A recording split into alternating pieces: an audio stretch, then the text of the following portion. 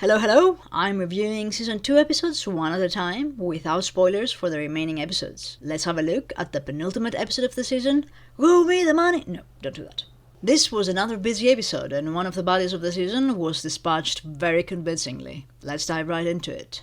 It turns out that Barry Dort was behind Morning Song all along, having recruited Gideon, or rather Arnold, to be the face of the cult. Arnold, who is played by Casper Van Dien, is just a failed actor who was just a puppet for Barry Dort. As we saw in the trailers, Dort forces Bianca to siren song Hester into giving all her fortune to Nevermore, with the purpose of stealing the money for himself. He was only a truly terrifying villain when he burnt Arnold in his fireplace. His downfall simply constituted of Agnes stealing his protective doohickey, Bianca siren songing him, Ajax stoning him, and yes, a chandelier falling on him. It was an okay storyline, but it didn't feel like Endgame at any point, so good to see it out of the way before the grand finale. Let's get back into the night family drama.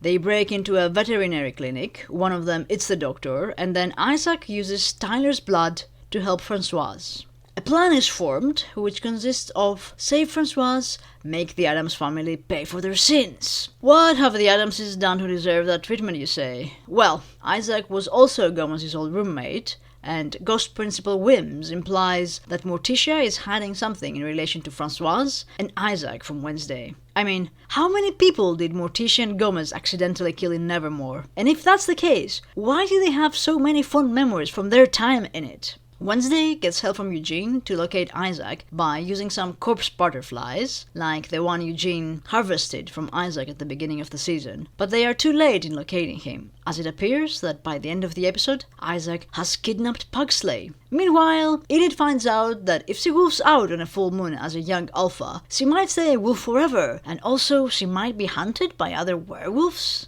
I am not familiar with how werewolves work in the Wednesday universe, or in general, to be honest, but it does feel like that they're making it up as they go. I'm also not sure how psychic guides work, as it appears that the ghost of Principal Wims is almost hanging out more with Morticia at this stage than with Wednesday. She uses lines like, "I envied so much of your life, Morticia, but not your relationship with that old bat," meaning Hester. Just one episode left to find out what's really going on, so no speculation. It's great that Wednesday finally finds some good use of Agnes's gifts to solve the Morning Song situation, and it's great to see Enid being a good person to Agnes, giving her some great advice and being kind to her. Character development ahoy! It actually feels earned following the Switcheroo episode. And I'm really happy they won't turn Agnes into a villain. She's just a keen, gifted, super weird 13-year-old. And good for Enid for dumping that Bruno character. She was gracious and looked stunning. Everyone looked stunning actually, even Isaac. Hester comes to blows with her family over how she does not consider people with no abilities as outcasts, meaning that Gomez is inadequate for Morticia. She really does believe that. It wasn't the siren song speaking. Wednesday does not take kind to that proclamation and cancels her plans to spend the summer with her grandmama. Grandmama still had the blast at the gala, despite almost losing all her fortune. And I think that takes care of the main storylines. And here are some random tangents from the episode. Fun fact, Casper Van Dien, who played Arnold,